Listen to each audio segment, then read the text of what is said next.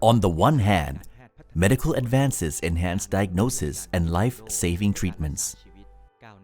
On the other hand, these advances could trap people in their ailing bodies, dragging out the end of their lives.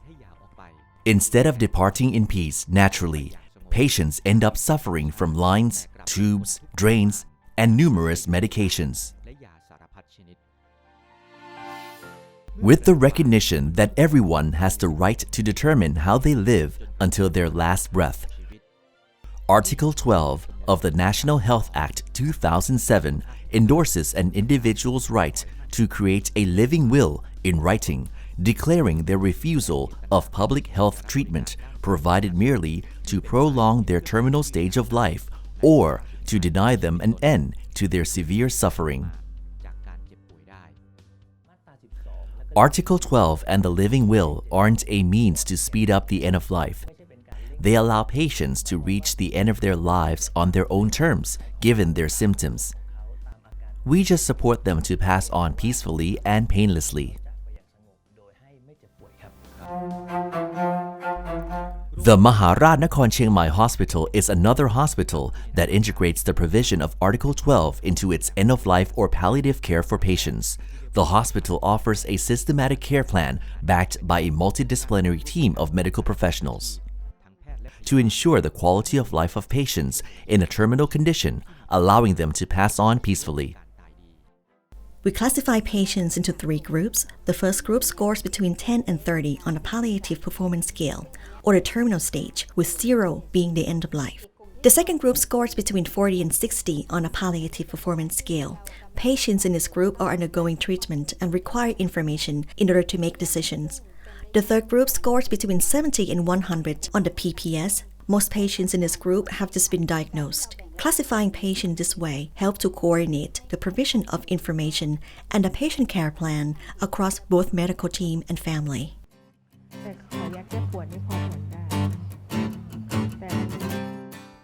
Our goal is clear.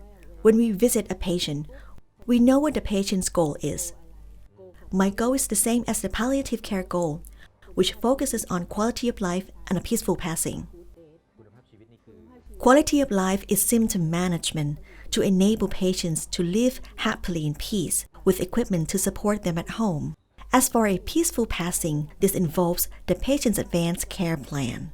In other words, the patients plan the final stage of their lives with full understanding. When patients are informed after a thorough diagnosis that their illness has reached its terminal stage, doctors, nurses, and the patient's caregivers will come together to hold a family meeting. This involves developing a care plan. At this point, Article 12 and the living will be introduced to the patients and their relatives as options for the patient's palliative care. First things first, you must understand, it's not that we abandon the patients. The living will draws a line under treatment that causes the patient's pain or more suffering in the final stage of their lives, so that the patients could pass away as naturally as possible.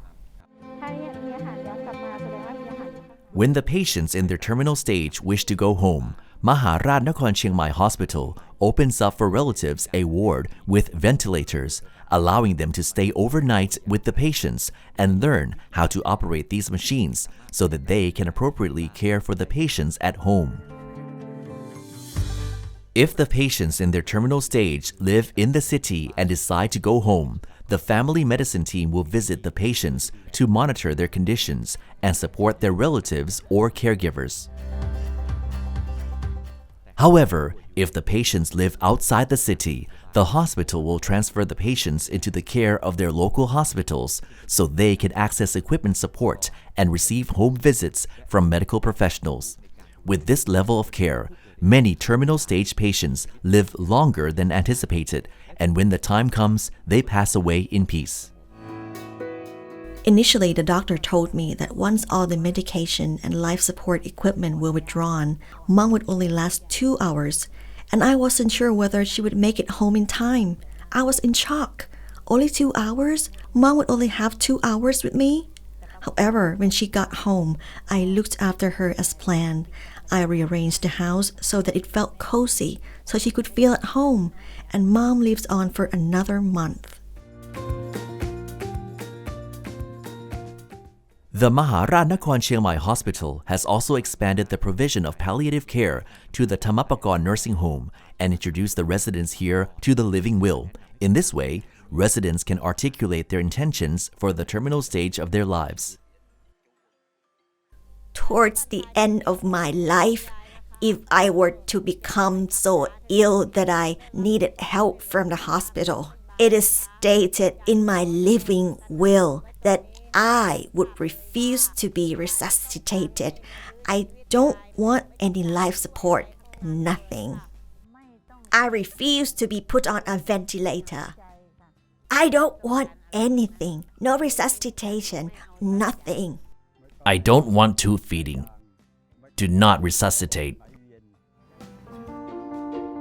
A systematic operation allows the Maharaj Nakhon Chiang Mai Hospital to effectively integrate Article 12 of the National Health Act 2007 into its palliative care, allowing terminal stage patients to enjoy a good quality of life and to experience a peaceful passing when their time comes.